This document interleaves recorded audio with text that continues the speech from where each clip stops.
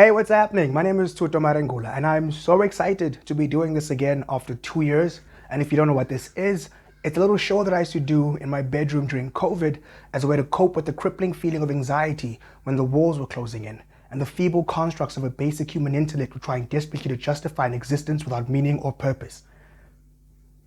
It's like if you ordered The Daily Show from wish.com, and I'm happy to tell you that your wish has come true. I'll let myself out. It's Mzansi in 5.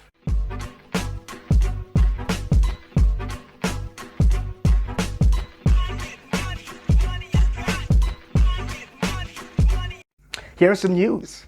Let's start off with KwaZulu-Natal, where the coronation of King Zulu is going ahead despite a last-minute court challenge by his older half-brother, Prince Zulu, who wants him to be dethroned, claiming that he is in actual fact the rightful heir to the throne. However, earlier this year, King Zulu's legitimacy was confirmed by the Prime Minister of the Zulu monarch, Prince Mangosuthu Buthelezi, the South African President, Cyril Ramaphosa, as well as the Pretoria High Court. Now, the line of succession in the Zulu monarch has been chaotic for over 200 years, to say the least, with people often asking why there isn't a clear line of succession laid out in writing through the king's will, like with the British monarch. Well, the first reason for this is for the safety of the future king. There is a fear that if the heir is named too early, those with an interest in the throne would assassinate him. Now, something like this actually happened with the late King Goodwill Zwelithini himself, who had to go into hiding in Mpumalanga for 3 years when it became clear that he would be succeeding his father, the late King Cyprian Bheki Zulu. So the name of the Zulu heir usually isn't named until close to the king's death or after his death, and only the king's closest advisors and allies are privy to that information. Now, another reason is polygamy. So for the British monarch, the line of succession is pretty clear. The firstborn daughter or son is next in line. However, since the Zulu and most other Nguni cultures still abide by the customs of taking multiple wives, this makes things pretty complicated, as a king may have several firstborn sons by several different women. So you may have been born first, but maybe your mama isn't the king's favorite. And finally, the main reason for this quagmire is King Shaka Zulu.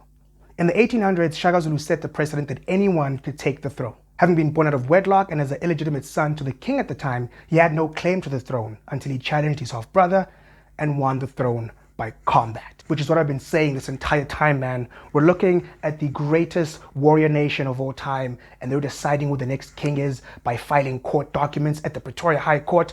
No, man. This matter should have been resolved at a waterfall in front of cheering spectators at UFC Africa. Begin!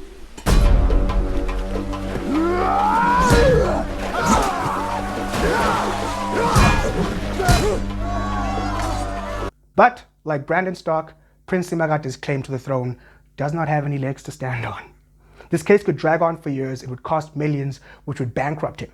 And like I mentioned, the coronation of the new king has already been confirmed for next month. Moving on, so I'd like to talk about two of my favorite shows to start airing this year, House of the Dragon and Lord of the Rings, Rings of Power. It can be argued that both these shows are leading the race for being the most successful releases of the year. Rings of Power set the record for the most Amazon Prime streams in a 24-hour period with 25 million views, while a viral meme shared a few weeks ago showed an image of an apartment building where every floor of the apartment was watching House of the Dragon at the same time. Now, their success has not come without any controversy, racism. It's important to note that both these shows are based off the works of George R.R. Martin and J.R.R. Tolkien. They are fantastical works of fiction based on an alternate reality where dragons, magic, and elves exist.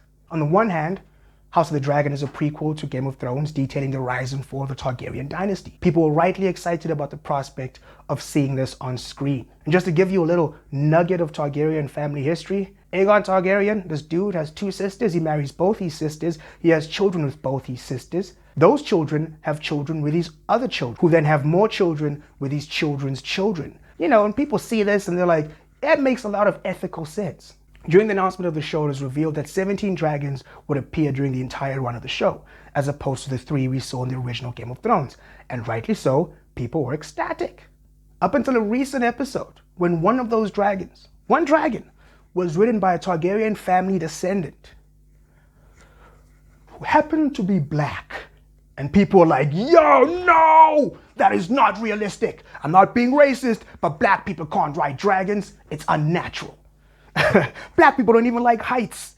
The same thing goes for Lord of the Rings. People are happy to believe in a world where a dude that's 9 feet tall and oddly obsessed with jewelry, maybe even polygamy, so much so that he forges 20 rings to try and seduce the rulers of Middle Earth. It sounds like a Zulu man in very heavy armor. They're fine with believing in a world where elves exist, and these elves are immortal and can only die if slain or through grief. That's fine, until one of those elves turns out to be black. No! Black elves don't exist. It gets better. Last week we were treated to the first trailer of the live-action Little Mermaid film starring Hailey Bailey. Hailey Bailey? Yeah. Some users on Twitter were incensed and angry at the prospect of a Little Mermaid that wasn't going to be white, to the point where a host from Daily Wire on live TV claimed that from a scientific perspective, it wouldn't make a lot of sense for a dark-skinned person to live that deep in the ocean. They just wouldn't survive. Word. Look, ultimately in the grand scheme of things, it's a pretty minute group of people complaining.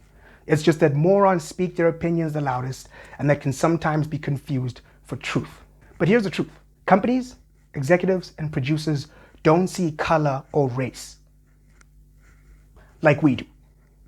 See, you may see a black girl playing a mermaid. They see a green bag loaded with money in it. They see an actress with 3.4 million followers on Instagram, followers that will translate into asses in seats at the theater. They see their yearly 20 million bonus, chance at buying another super yacht or building another rocket ship, so that when social structures finally come crashing down, they fly off to Mars and leave poor people debating the legitimacy of a black girl existing in a universe where space wizards and freaking laser swords exist.